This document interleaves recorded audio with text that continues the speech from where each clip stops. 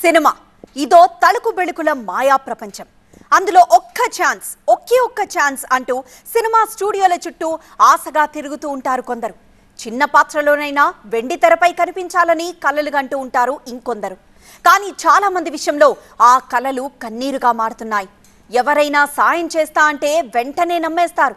ఇలాంటి mind set ఉన్న వాళ్ళనే టార్గెట్ చేస్తున్నారు కేటుగాళ్లు. వారు కూడా బయటవారు కాదు, ఇండస్ట్రీలో ఉన్నవారే. తాజాగా హైదరాబాద్లో సినిమా ఛాన్స్ ఇప్పిస్తానని ఓ సాఫ్ట్వేర్ ఉద్యోగినిపై అత్యాచారానికి పాల్పడ్డాడు అసిస్టెంట్ డైరెక్టర్ సిద్ధార్థ్ వర్మ. తెలిసిన యువతి ద్వారా సాఫ్ట్వేర్ యువతిని పరిచయం చేసుకున్నాడు సిద్ధార్థ్ వర్మ. అందంగా ఉన్నావు, సినిమాల్లో ఛాన్స్ ఇప్పిస్తానంటూ నమ్మించాడు. సిద్ధార్థ్ వర్మ మాటలు నమ్మి తనను తెరపై చూసుకోవచ్చని మురిసిపోయింది. రంగుల ప్రపంచంలో తనను తాను ఊహించుకొని సంబరపడిపోయింది. కానీ తెర వెనక చీకటి కోణాన్ని గుర్తించగా మోసపోయింది. డిన్నర్ పేరిట యువతిని తానుంటున్న ఇంటికి పిలిచి కూల్ డ్రింక్లో మత్తుమందు కల్పించాడు. స్పృహ కోల్పోయిన యువతిపై అత్యాచారానికి పాల్పడ్డాడు. ఇలా పలుమార్లు అత్యాచారానికి పాల్పడినట్లు సిద్ధార్థ్ వర్మపై యువతి గచ్చిబౌలి పోలీసులకు ఫిర్యాదు చేసింది.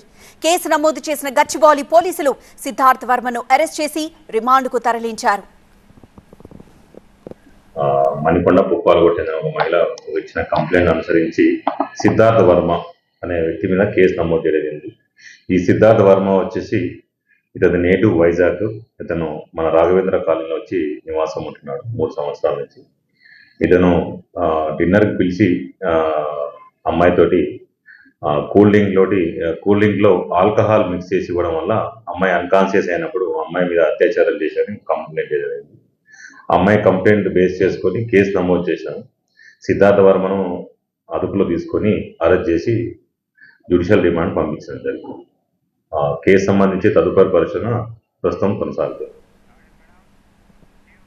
వైజాగ్కు చెందిన సిద్ధార్థ్ వర్మ సినిమాల్లో అసిస్టెంట్ డైరెక్టర్ గా పనిచేస్తూ కొండాపూర్ రాఘవేంద్ర కాలనీలో నివాసం ఉంటున్నాడు.